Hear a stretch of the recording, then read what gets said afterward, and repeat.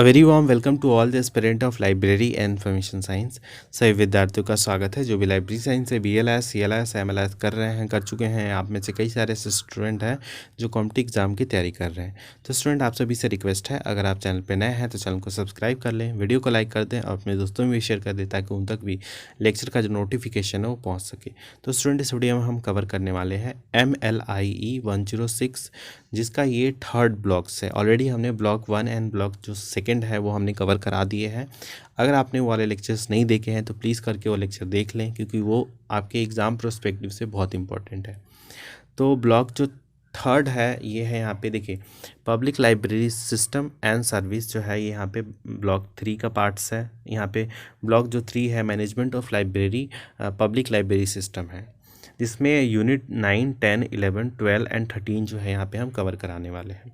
तो इससे पहले वाले जो लेक्चर्स है वो भी बहुत इंपॉर्टेंट है, आप उनको ज़रूर देखें, क्योंकि उसमें क्वेश्चन वगैरह भी यहाँ पे मैंने आपको बताया है कुछ, जो कि आपके एग्ज़ाम में आ सकते हैं। हालांकि आपने अगर टॉपिक्स कर लिए तो आपको क्वेश्चन कैसा भी आए आप लिख सकते हैं वहाँ पे। तो मेरे अकॉर्डिंग अगर आप उस तरीके से फॉलो करें तो आपको ज़्यादा बेनिफिट होगा, बट बाकी आपकी मर्ज़ी है जिस तरीके से आप प्रिपेयर करना चाहें। तो यूनिट 9 है organisational structure of public library system. Organisational जो स्ट्रक्चर होता है पब्लिक लाइब्रेरी सिस्टम का, वो यहाँ पे हम डिस्कस करने वाले हैं। तो इसमें जैसे concept of organisational structure of public library system हो गया, public library structure in India, organisational structure recommend किया गया था मॉडर्न पब्लिक लाइब्रेरी बिल के द्वारा।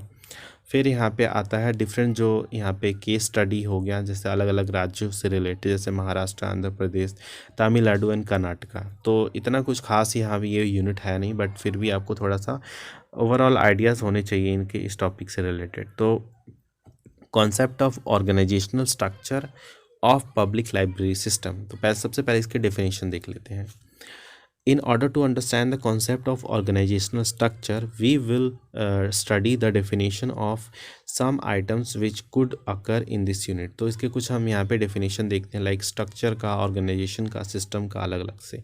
तो स्ट्रक्चर क्या होता है? Structure is a construction and the arrangement of, जो पार्ट्स होता है, is any organisation on body.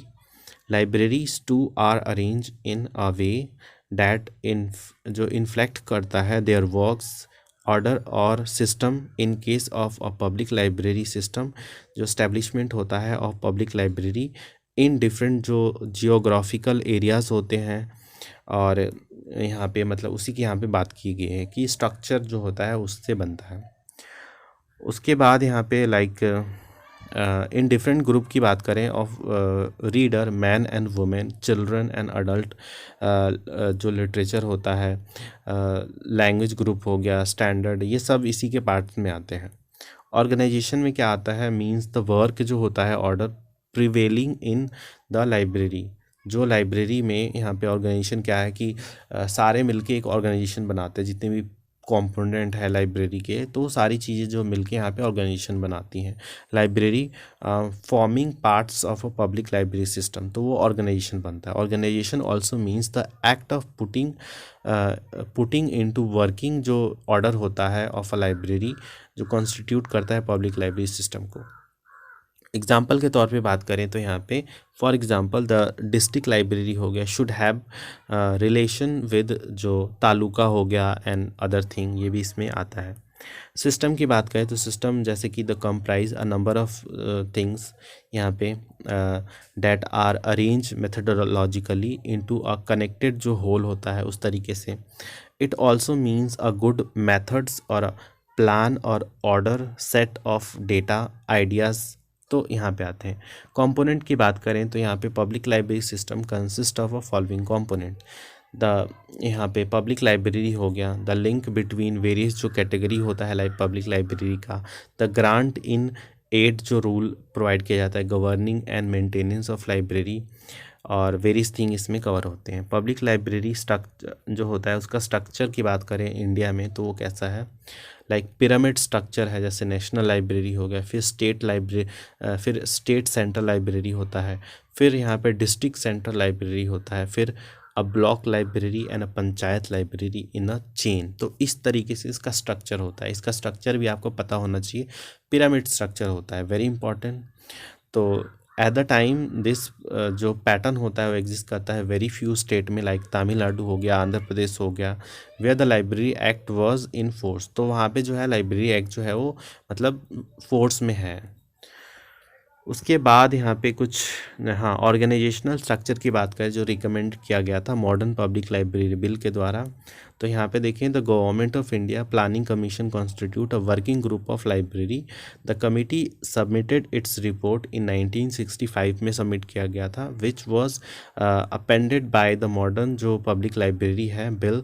Some of these feature are given below, like public library system, pyramid structure जो मैंने आपको ऊपर बताया, the structural setup of state library system shall be as follow, जैसे state library, state centre library, regional library, city library, district library, division library, block library, village library, फिर block deposit centre हो गया, फिर mobile library. तो इस तरीके से centre जो, सॉरी, लाइब्रेरी का जो यहाँ पे बात करें जो स्ट्रक्चर है वो यहाँ पे है इस तरीके से। अब इसको थोड़ा यहाँ पे बताया गया है, स्टेट सेंट्रल लाइब्रेरी के फंक्शन क्या होता है। वो स्टेट्स मतलब स्टेट सेंटर्ड होता है, तो ज़्यादातर जो है ओवरऑल जो यहाँ पे कंट्रीज़ के इंफॉर्मेशन को ज़्यादा वहाँ पे रखता है। ये फंक्शन करता है एज अ रेफरेंस सेक्शन के लिए, प्रोवाइड करता है लीडरशिप असिस्टेंट प्रोवाइड करता है, और भी बहुत सारी चीज़ें यहाँ पे प्रोवाइड करती है। स्टेट लाइब्रेरी जो होती है वो स्टेट को ज़्यादा प्रेफर देती है, उसकी फंडिंग जो होती है वो स्टेट से आती है, सबसे बड़ी इंपॉर्टेंट बातें यहाँ पे। गवर्नमेंट जो होता है वो ज़्यादातर उसमें मतलब फंडिंग अपना देता है, एडमिनिस्ट्रेटिव विंग्स होता है, डिपॉजिट्स विंग्स होता है, एंड मेनी अदर्स थिंग इसमें आ जाती है। तो इसी तरीके से सबको डिवाइड किया गया है। एक बार आप अपने लेवल पे इनको पढ़ लेना। वैसे नाम से ही आप चाहें तो इसको मतलब एक्सप्लेन कर सकते हैं, बिकॉज जैसे जैसे इनका जो है मतलब लेवल कम होता है उस तरीके से ही इनका जो कार्य होता है वो मतलब थोड़ा थोड़ा कम होने लगता है। तो क्वेश्चन किस तरीके से आएगा, what do you mean by the term organisational structure, very important for the short note और इवन फॉर जो लॉन्ग क्वेश्चन होता है। Discuss the component of public library system, public library system के जो कंपोनेंट होते हैं वो बताने हैं। What has been prescribe in modern public library act, modern public library act में क्या क्या बताया गया है, जो कि मैंने अभी आपको बताया कि जो सिस्टम बताया गया है कि सबसे पहले स्टेट सेंट्रल लाइब्रेरी, फिर स्टेट लाइब्रेरी, फिर डिस्ट्रिक्ट, और इस तरीके से पूरा डिवीज़न जो है वो चल रहा है। उसके बाद आता है organisational structure of public library in Indian state. तो यहाँ पे 4 स्टेट है जहाँ पे बताया गया है, और आप इसको पढ़ लेना प्लीज़ करके। तो फिर हाँ, मैं आपको इसका क्वेश्चन बता देता हूँ, बिकॉज क्वेश्चन किस तरीके से आएगा। तो वही एक तो हेडिंग से ही आ जाएगा डायरेक्ट, या फिर आपको यहाँ पे ऐसे भी आ सकता है, present the organisational structure of public library system in Maharashtra, Karnataka, Andhra Pradesh and Tamil Nadu. तो चारों नहीं आएगा डेफिनेटली, क्योंकि एग्ज़ाम में बहुत लेंदी हो जाएगा। या तो किसी 2 का पूछ सकता है या एक ही पूछ सकता है। तो अगर एक पूछेगा तो आपको डिटेल में जाना है, और अगर आप उसने 2 पूछ लिया तो ब्रीफ में आपको मतलब उनको बताने हैं उनके। तो ये है यहाँ पे जो है यूनिट्स। फिर आगे चलते हैं, जो नेक्स्ट यूनिट है जो कि यूनिट है 10, प्लानिंग, जो प्लानिंग एंड जो एडमिनिस्ट्रेशन होता है ऑफ पब्लिक लाइब्रेरी सिस्टम का। तो step involve in planning, very important, organisation of a library, different section होते हैं लाइब्रेरी के, एडमिनिस्ट्रेशन हो गया यहाँ पे, जैसे acquisition section, technical section, maintenance section, reference section. तो ये मैंने आपको ऊपर भी बताए थे, और यहाँ पे भी एक बार और बता देंगे ताकि थोड़ा मतलब इजी हो जाए आपके लिए। तो एडमिनिस्ट्रेशन सेक्शन में क्या होता है, planning, organising, staffing, directing, coordinating हो गया, रिपोर्टिंग एंड बजटिंग, इसका ये काम होता है। तो सबसे पहले है यहाँ पे स्टेप इन्वॉल्व इन प्लानिंग। कौन कौन से स्टेप जो होते हैं इन्वॉल्व होते हैं प्लानिंग में। प्लानिंग में बी डिस्कस अंडर 2 जो स्टेप होते हैं, like pre planning and planning. Plan करने से पहले सोचना और प्लान करके सोचना, प्लानिंग करने लिए सोचना।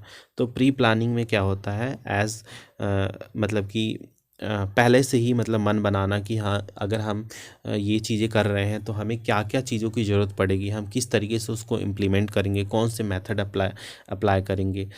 एज द एवरी जो टर्म्स होता है रिवील करता है। Pre planning mean setting the sharp and the proper जो प्लानिंग एक्टिविटीज़ होती हैं उसको। The librarian who draw up a scheme for the planning should have a clear picture of the situation. उनको अंदर मतलब वो क्लियर पिक्चर होनी चाहिए उस सिचुएशन को prevailing in the jurisdiction of the library. The types of जो क्लिनेट्स होते हैं, देयर नीड, पोटेंशियल जो रीडर हो गया, एंड देयर रिक्वायरमेंट रिसोर्स होते हैं ऑलरेडी अवेलेबल एक्सेट्रा. तो यहाँ पे क्वेश्चन किस तरीके से आएगा, what are the different factors to be considered in the planning pre planning stage. Pre planning stage में कौन कौन से फैक्टर जो होते हैं वो हमें कंसिडर किए जाने चाहिए लाइब्रेरी प्लानिंग. फिर आता है प्लानिंग में. प्लानिंग की बात करें तो देखिए यहाँ पे planning proper is always based on information के बेसिस पे होता है planning. Without information you cannot plan.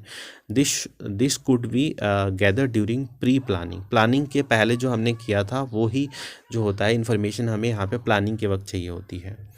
This part of the activity can be discussed under different area of planning. Physical planning हो गया कि आप फिजिकली जो चीज़ें होती हैं जैसे बिल्डिंग हो गया, यहाँ पे लेआउट यहाँ पे ड्रॉ करते हैं सेक्शन को, जिसमें फर्नीचर हो गया, इक्विपमेंट हो गया, फिजिकल इंफ्रास्ट्रक्चर हो गया, ये सब कैसे आप वहाँ पे अरेंज करेंगे और किस तरीके से जो चीज़ें हैं वो चलेंगी. स्टाफ को आप कैसे रिक्रूट करेंगे, ह्यूमन रिसोर्स मैनेजमेंट कैसे होगा, तो ये फिजिकल प्लानिंग है. तो एक बार इन सबको पढ़ लेना प्लीज़ करके. फिर आता है रिलेटेड पोजीशन ऑफ रूम की बात करें जैसे फर्नीचर हो गया, लाइटिंग हो गया, इंटीरियर जो डेकोरेशन हो गया, जो कि मैंने आपको अर्लियर जो सेक्शन में बताया था वो भी इसके अंदर बहुत इंपॉर्टेंट होता है. फिर planning of documentary resource is very important because ultimately जो यूज़र है वो डॉक्यूमेंट के लिए ही जाता है. तो डॉक्यूमेंट जो है वो उनके अकॉर्डिंग होना चाहिए. किस एरिया में आप हैं, किस यूज़र ग्रुप को आप सर्व कर रहे हैं, उसके अकॉर्डिंग जो है आपके डॉक्यूमेंट्स होने चाहिए. लाइक बुक्स आर जो है यहाँ पे लाइट रीडिंग में होने चाहिए. Books on home pages, hygienic, यहाँ पे child nutrition, cooking material and मतलब यही हो गया. फिर बिब्लोग्राफिक एंड ट्रेवल बुक्स होने चाहिए. मतलब अलग अलग तरीके से यहाँ पे आपके पास आपकी लाइब्रेरी में जो है बुक्स होने चाहिए अवेलेबल, ताकि हर यूज़र डिमांड को आप फुलफ़िल कर सकें. नॉन बुक मटेरियल वही CD रोम हो गया, फ्लॉपी डिस्क हो गया, या फिर आप पेन ड्राइव में प्रोवाइड कर रहे हैं PDF फाइल में, जो कि बुक के फॉर्म में नहीं होता है. डेट वाज तो इस तरीके से जो है क्वेश्चन आपके एग्ज़ाम में आएगा. Like describe the facts of planning, जो प्रॉपर स्टेज जो होते हैं वो बताने हैं. और लिस्ट आउट द वेरियस जो नॉन बुक मटेरियल है यूज्ड इन लाइब्रेरी. तो नॉन बुक मटेरियल वही हो गया जो कि बुक के रूप में आप नहीं प्रोवाइड कर रहे हैं, बुक के अलावा आप जो इन्फॉर्मेशन दे रहे हैं. फिर एग्जामिन द प्रॉपर जो एसोसिएशन है with the required non book material. उसके बाद आता है planning of a library services. Library services की प्लानिंग कैसे किया जाता है. तो देयर आर सेवरल जो स्टेप है services provide in public library. Like यहाँ पे इश्यूज एंड रिटर्न डॉक्यूमेंट हो गया, इंटर लाइब्रेरी लोन आ जाता है, प्रोफेशनल जो सर्विसेज होती है रीडर के लिए, उसके बाद पर्सनलाइज जो सर्विसेज होती हैं, bibliographic service, extension service, reader advisory service, document delivery services, translation services. तो ये सब आपने अगर लाइब्रेरी के मतलब लिए प्रिपेयर कर रहे हैं तो आपको इन सब के बारे में पता होगा, ऐसा हम मतलब आशा करते हैं बिकॉज आप MLIS कर रहे हैं. फिर आता है financial planning is very important because जो लाइब्रेरी के जो रिसोर्सेज होते हैं वो बहुत लिमिटेड होते हैं. तो फाइनेंशियल प्लानिंग में मेन जो यहाँ पे सोर्स होता है पब्लिक लाइब्रेरी रिवेन्यू का, वो यहाँ पे सब्सक्रिप्शन फ्रॉम द मेंबर. जो मेंबर है वो अगर सब्सक्रिप्शन बेस से आपकी लाइब्रेरी यूज़ कर रहे हैं तो वहाँ से कुछ पैसे आ गए. फिर एंडोमेंट या प्राइवेट जो बेनिफिट आता है, लाइब्रेरी जो सीज होता है, गवर्नमेंट ग्रांट मिल गया, गिफ्ट हो गया, फीस एंड फाइन्स हो गए, लाइब्रेरी टैक्स हो गया, sales and publication on various other जो चीज़ें होती हैं उनसे यहाँ पे फाइनेंस आता है. तो इसको यहाँ पे मतलब कैसे आप लाइब्रेरी में प्लान करेंगे, कितना आपको डॉक्यूमेंट के लिए रखना है, कितना आप स्टाफ पे खर्च करेंगे, कितना फर्नीचर पे, बिल्डिंग पे खर्च करेंगे, ये सब भी यहाँ पे देखने को आता है. फिर planning of human resource very important है. तो मैंने आपको लास्ट वाले ह्यूमन रिसोर्स में अच्छे से बता दिया था, जिसमें job analysis, job description, job classification, staffing pattern, recruitment and selection, induction and deployment and training, ये सब इसमें आ जाता है. तो ये लास्ट वाला आप देख सकते हैं, उसमें अच्छे से हमने एक्सप्लेन किया है। फिर examine the step involve in human resource management, तो वो सेम सा है, या तो इसमें से आएगा क्वेश्चन या फिर लास्ट वाले यूनिट से आएगा, तो आप दोनों में से कहीं से भी पढ़ सकते हैं। फिर आता है ऑर्गेनाइजेशन ऑफ द लाइब्रेरी। तो नेक्स्ट जो टॉपिक है वो है different section of the library. तो लाइब्रेरी के अगर डिफरेंट सेक्शन की बात करें तो ये हमने ऑलरेडी डिस्कस किए हैं, बट आपको यहाँ पे एक मतलब एक फ़्लो चार्ट की तरह मैं यहाँ पे समझाने वाला हूँ, ताकि जो चीज़ें हैं वो आपको समझ में आए, और विद एग्जांपल में बताने वाला हूँ। तो जैसे कि यहाँ पे लाइब्रेरी होती है, उसमें अलग अलग सेक्शन होते हैं, जैसे कि टेक्निकल सेक्शन हो गया, एक्विजिशन सेक्शन हो गया, उसके अलावा यहाँ पे maintenance section, reference section, periodical section and circulation section. तो ऑल आर मेक लाइब्रेरी, तो ये सब मिलके एक लाइब्रेरी बनाती हैं। तो इन सारे सेक्शन से रिलेटेड जो है यहाँ पे क्वेश्चन एग्ज़ाम में आपको सब सेक्शन पे नहीं आएगा, बिकॉज बहुत लेंदी हो जाएगा। तो उसके लिए जो एग्ज़ाम में जो क्वेश्चन आपके फ्रेम होते हैं वो होते हैं यहाँ पे जो लाइब्रेरी में जो डिफरेंट सेक्शन है उसके कुछ, जैसे एक्विजिशन आ गया या टेक्निकल सेक्शन कैसे कार्य करता है, इस तरीके से क्वेश्चन आपके एग्ज़ाम में आते हैं। तो यहाँ पे जो मेजर सेक्शन है वो यहाँ पे मैंने बता दिया, जैसे एक्विजिशन हो गया। अब एक्विजिशन का मतलब क्या होता है? एक्विजिशन इन द सेंस कि यहाँ पे जो लाइब्रेरी के जो डॉक्यूमेंट है वो एक्वायर करना, like the work of acquisition is so important that it should be organised in such a manner that the reader जो रीडिंग मटेरियल है of maximum utility are produced by the library, ताकि वो library से produce हो सके। The various activity related to the acquisition section include, जैसे selection हो गया, प्लेसिंग एन ऑर्डर, सॉर्टिंग हो गया, एक्सेसिंग हो गया, पेमेंट वगैरह, ये सब इसके पार्ट्स हैं। उसके बाद आता है सेकेंड जो पार्ट है यहाँ पे, इसमें टेक्निकल सेक्शन। टेक्निकल सेक्शन का कार्य क्या होता है? Like physical and technical processing of the book are carried out in this section. Like यहाँ पे कैटलॉगिंग बनाना है, एक्सेशन नंबर देना है, यहाँ पे बुक नंबर देना है, तो ये सब टेक्निकल सेक्शन का कार्य होता है। डीडीसी नंबर उसको देना है, तो ये सारा टेक्निकल कार्य जो होते हैं टेक्निकल सेक्शन यहाँ पे मेंटेन करते हैं, ISBN नंबर वगैरह। फिर आता है मेंटेनेंस सेक्शन। मेंटेनेंस सेक्शन का भी कार्य जो है अपने आप में बहुत इंपॉर्टेंट होता है। नाम से ही आपको स्पष्ट हो रहा है कि एक बार जो बुक है एक्वायर हमने कर लिया, फिर उसका मेंटेनेंस करना is very important, because by the use जो डॉक्यूमेंट होते हैं वो वियर एंड टीयर होते रहते हैं। तो उन चीज़ों से बचा के रखना इज़ वन ऑफ द मतलब मोस्ट इम्पॉर्टेंट जॉब जो कि आपको करना होता है, ताकि जो लाइब्रेरी में जो डॉक्यूमेंट है वो लॉन्ग टाइम के लिए प्रिक्योर हो सके। बिकॉज अगर मेंटेनेंस नहीं होगा तो जितने डॉक्यूमेंट है वो जल्दी ही मतलब फट जाएंगे, या फिर इसमें कुछ पेजेस जो है मिसप्लेस हो गया है, तो अगर आपने पहले ही आपने ढूंढ के लगा दिया तो फिर वो मतलब आगे के लिए अच्छे हो जाते हैं। अब मेंटेनेंस में इन द सेंस कि उसको कहीं क्या क्या आता है, जैसे कि अगर कोई यहाँ पे डॉक्यूमेंट जो है उसमें कुछ चीज़ें जो है फट गई हैं या फिर कुछ मिसप्लेस हो गया तो उसको मतलब लगाना, कोई मतलब सेक्शन में जैसे मतलब प्रॉपर अरेंज है नहीं है, जो शेल्फ होता है शेल्फिंग करना उसी में आता है। प्रॉपर मतलब देख रेख करना जो होता है मेंटेनेंस सेक्शन का कार्य होता है। फिर आता है रेफरेंस सेक्शन। अब रेफरेंस सेक्शन आपको पता है रेफरेंस सेक्शन क्या करता है? There is a separate section in a library specially meant for the reference section. This section will be away from the जो मेन पैसेज होता है inside the building to provide a claim जो calm atmosphere होता है for reference. तो यहाँ पे इसकी बात की गई। वेरियस जो काइंड होता है, वेरिड काइंड ऑफ रेफरेंस जो होता है, टूल्स लाइक डिक्शनरी हो गया, इंसाइक्लोपीडिया, ईयर बुक हो गया, गेजेटर्स हो गए, इन सब का यहाँ पे रेफरेंसेस जो है दिए जाते हैं। A good collection of a carefully related जो रेफरेंस होता है, रेफरेंस टूल होता है, must be built up in the library at the beginning itself, ताकि यहाँ पे many reference material are now available, like CD में हो गया, रोम में हो गया, या और book and non book material में आप प्रोवाइड कर सकते हैं। फिर आता है periodical section. One of the earliest function of the public library was to establish reading room in which जो न्यूज़पेपर हो गया and periodicals were made available to the public. तो वहाँ पे periodicals पे ज़्यादातर न्यूज़पेपर पे ध्यान दिया जाता है कि वो टाइम पे आ रहे हैं नहीं आ रहे हैं, वहाँ पे डिस्प्ले हो रहा है नहीं हो रहा है, जितने यूज़र है वो एक्सेस कर पा रहे हैं उस चीज़ों को। तो इन सब चीज़ों का देख रेख करना इनका कार्य होता है।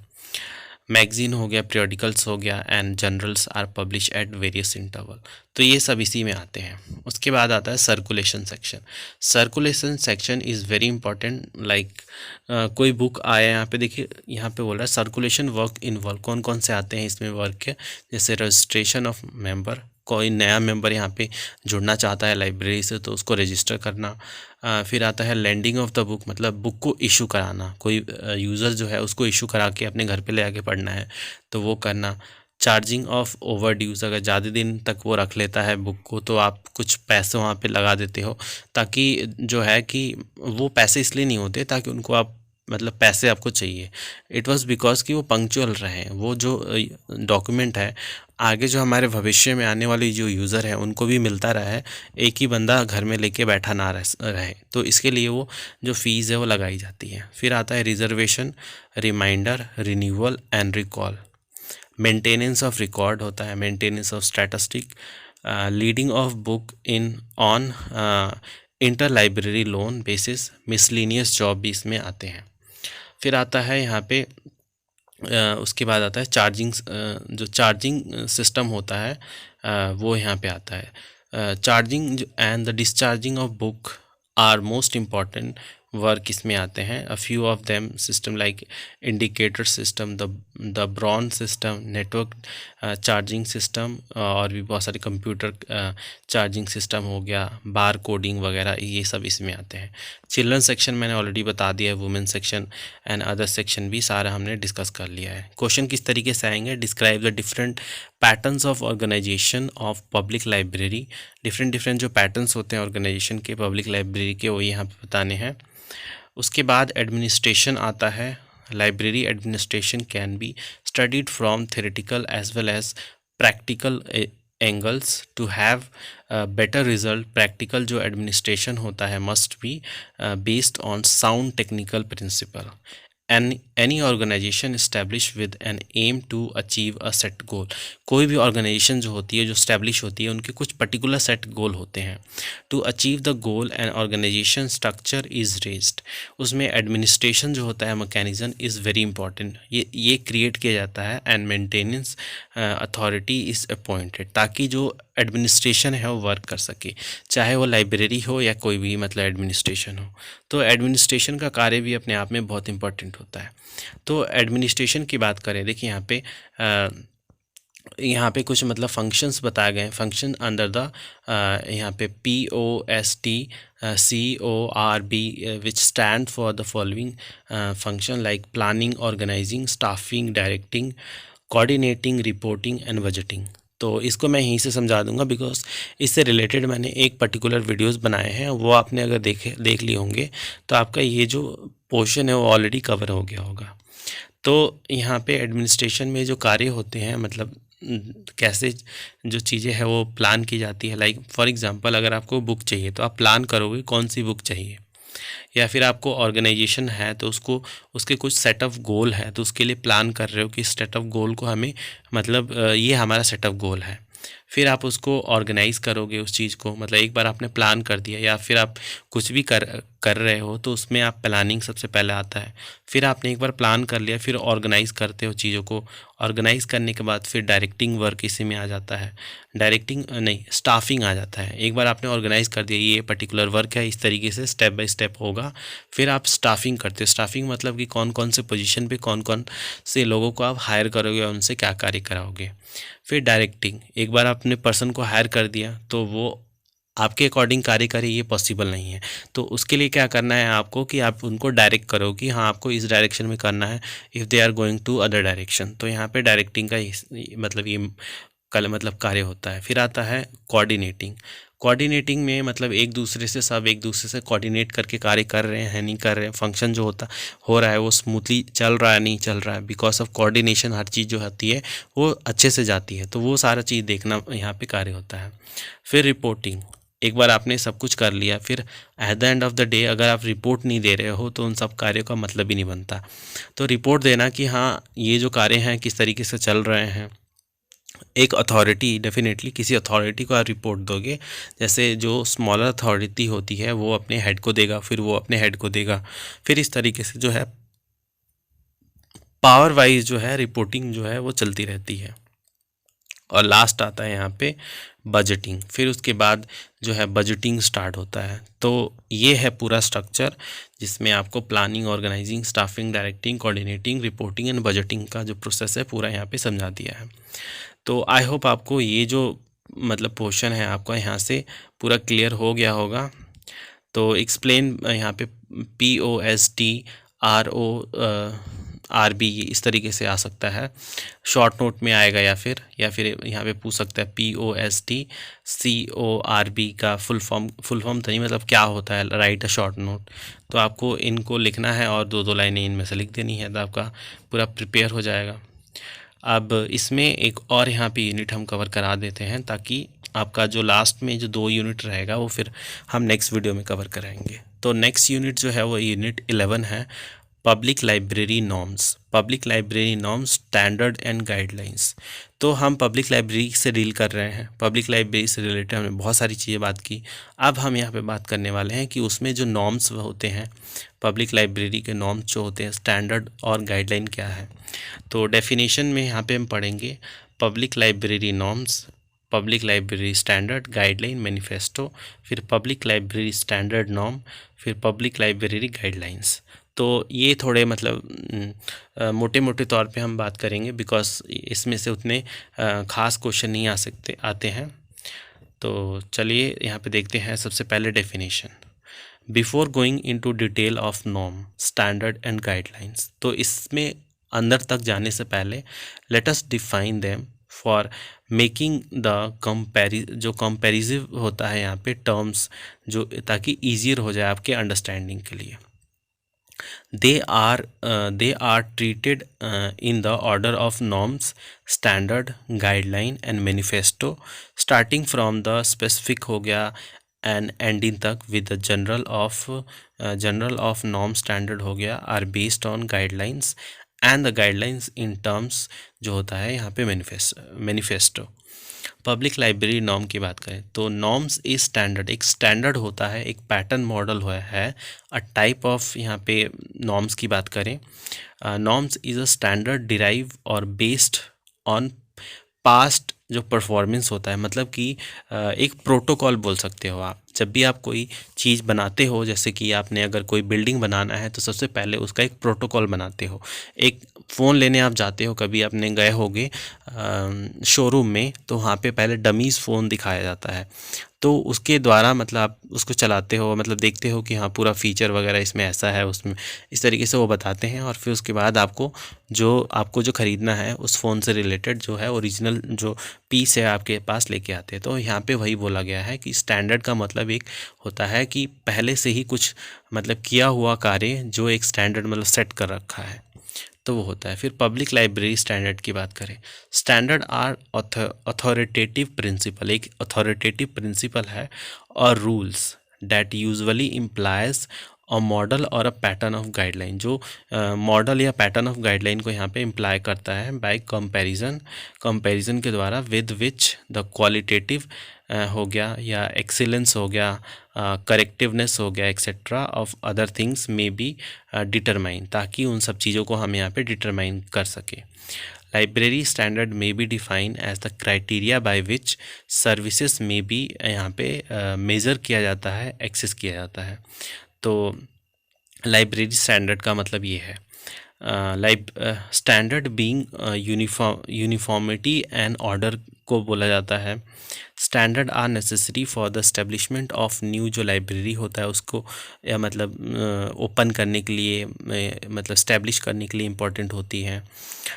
दे are required as a guide to the level of जो फाइनेंस हो गया, मटेरियल हो गया and human support necessary to ensure that library will be able to fulfill their responsibility to the user।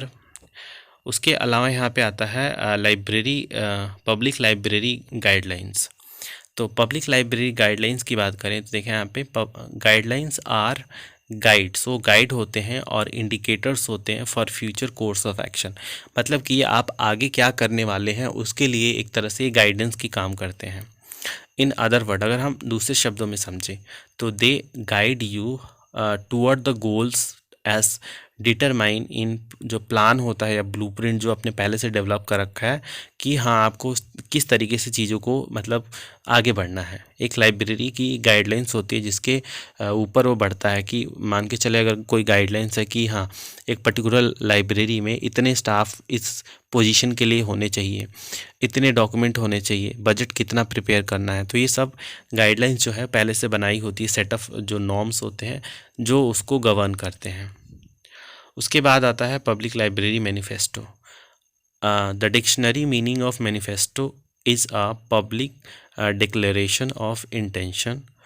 एक मैनिफेस्टो की बात करें तो एक डिक्शनरी मीनिंग अगर बात करें मैनिफेस्टो होता है इज़ अ पब्लिक डिक्लेरेशन होता है, इंटेंशन ओपिनियन हो गया, ऑब्जेक्टिव्स हो गया और motives as one issues by the government और एन ऑर्गेनाइजेशन, जो कि गवर्नमेंट या ऑर्गेनाइजेशन के द्वारा इश्यूज होती हैं। The public library manifesto is a standard of the fundamental principle of public library. तो पब्लिक लाइब्रेरी के लिए होती है ये पब्लिक लाइब्रेरी मैनिफेस्टो। तो दिस इज़ ऑल्सो मतलब आ सकता है शॉर्ट नोट पे। तो क्वेश्चन देखिए, व्हाट आर स्टैंडर्ड, स्टैंडर्ड क्या होते हैं, और what are the functions and the features of public library standard, और उसके फंक्शन और फीचर क्या होते हैं। या यहाँ पे पूछ सकता है जैसे यहाँ पे distinguish between manifesto, guideline and standard के बीच में क्या अंतर होते हैं, तो ये आपको मतलब बता देना है। फिर आता है यहाँ पे पब्लिक लाइब्रेरी स्टैंडर्ड, तो वही है जो मैंने आपको ऊपर बताया था, इसको यहाँ पे आपको सिर्फ एक्सप्लेन कर देना है और ये आप पढ़ लेना प्लीज़ करके।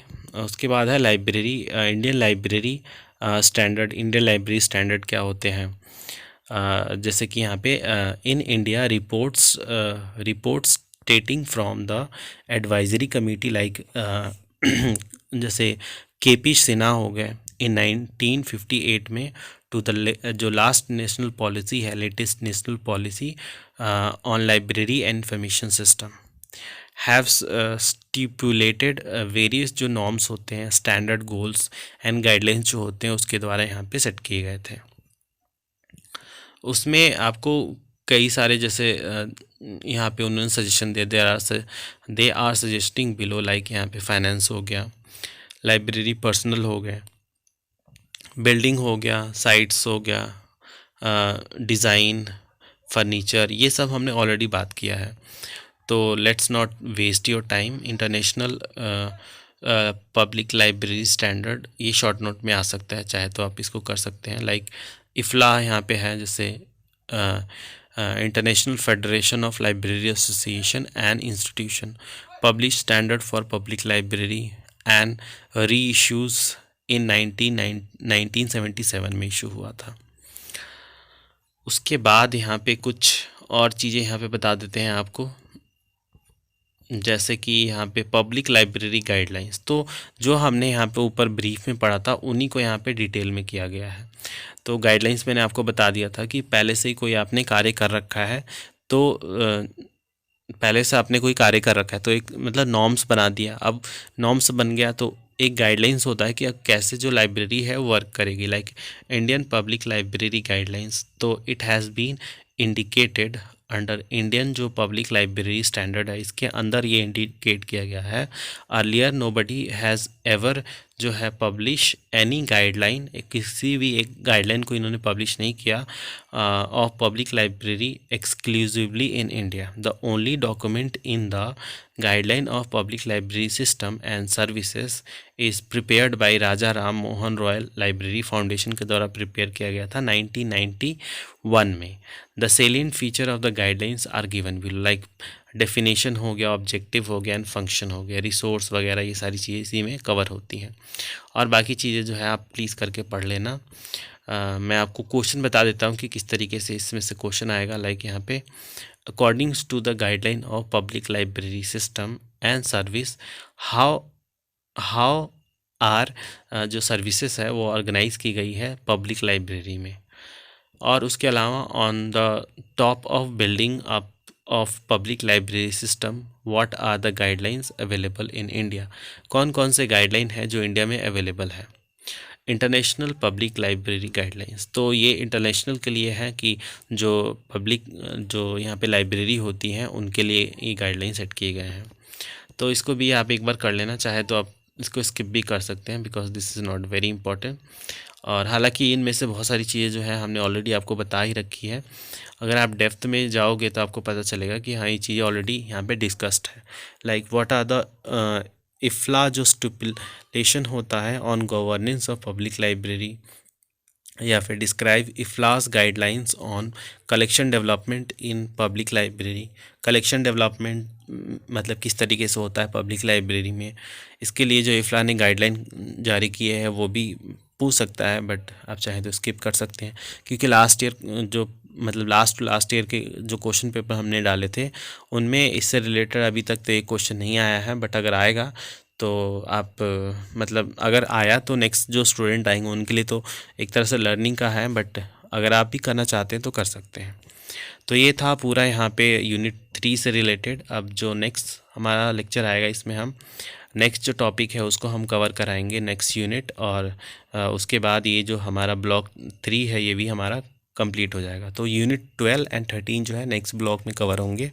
तो चलिए मिलते हैं आप सभी से नेक्स्ट लेक्चर में, तब तक के लिए धन्यवाद।